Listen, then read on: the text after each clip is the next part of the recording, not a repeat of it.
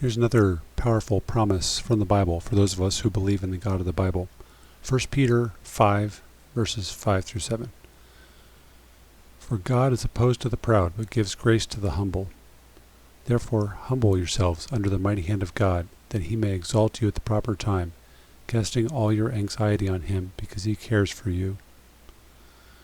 Chapter 1 of this book of Peter makes it clear that this is a promise to those of us who are believers in Jesus Christ, who have humbled ourselves to admit that we are not good enough to earn God's favor or help or grace. So it says here, God is opposed to the proud, but gives grace to the humble. I think this is beautiful about God's character. He demonstrates his power and majesty by choosing the humble people, the overlooked people, the people who admit to God that they don't deserve his help. The author, Jesus' disciple Peter, used to not know this. The Bible tells a story about how he and other disciples used to argue about which of them were greater in Jesus' kingdom. But now, after Jesus' death and resurrection, when Peter has gotten older and wiser, he sees that God is looking for humble people.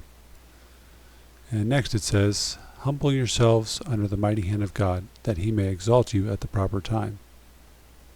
As we see from Lamentations 3 and other places, when God brings hardship into the life of a believer in Jesus, it's only temporary, not forever. Even if it lasts for 50 years, it's still only temporary, and it's followed afterward by glory and honor. Peter talks about this in chapter 1 and other places. God always keeps his promises. He never forgets.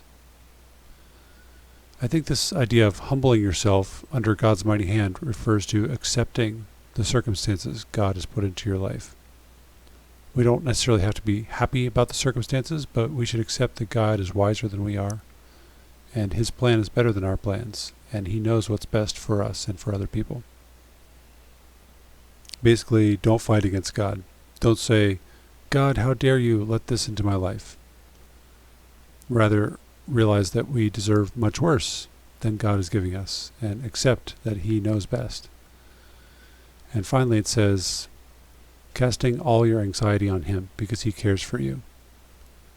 So God is not a distant person who doesn't know or doesn't care what's happening in your life. It says he cares for you. So we must cast or throw all our anxieties on him to carry for us. Let God worry about the problems in your life.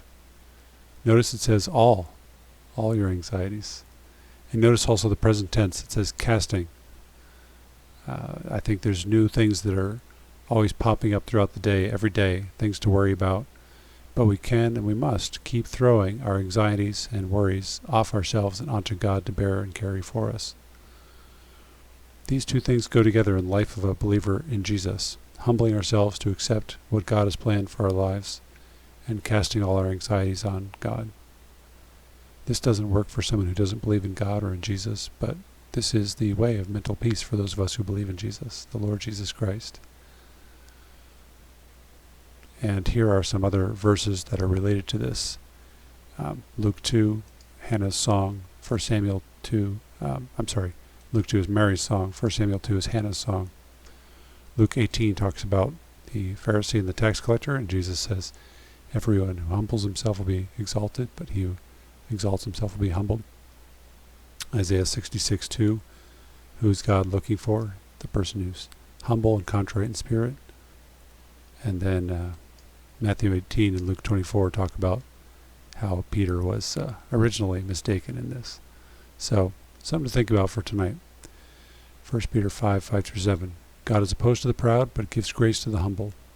Therefore, humble yourselves under the mighty hand of God, that he may exalt you at the proper time, casting all your anxiety on him, because he cares for you.